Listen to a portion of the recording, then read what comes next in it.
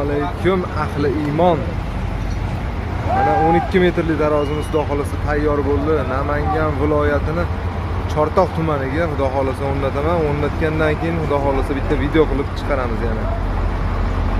Razmeri 12 metrga 3 metr, ko'tarish quvvati 120 tonnaga mo'ljallangan. Yana taglarini ham ko'rsatishim mumkin, qanaqa ishlanganigacha.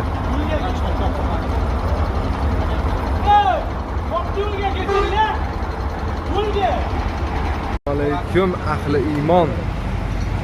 Mana 12 metrli tarozimiz xudo xolasa tayyor bo'ldi. Namangan viloyatini Chortoq tumaniga xudo xolasa o'rnataman. O'rnatgandan keyin xudo xolasa bitta video qilib chiqaramiz yana. Razmeri 12 metrga 3 metr, ko'tarish quvvati 120 tonnaga mo'ljallangan. Yana taglarini ham ko'rsatishim mumkin, qanaqa ishlanganigacha.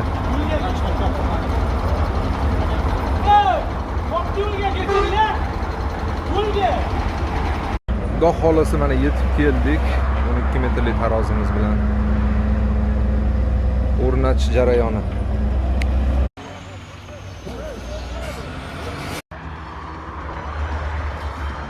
Xudo xolasa 12 metrli tarozimiz ham mana bitta, eniga 3 metr, uzunligi 12 metr, ko'tarish quvvati 80 tonnaga moslandi. Kimga qiziq bo'lsa bemalol murojaat qilaverasizlar. Namangan Pop tumani. Tarozi o'rnagan yer Namangan Chortoq. Mana zapravka oldiga. Katta yo'l bo'yiga.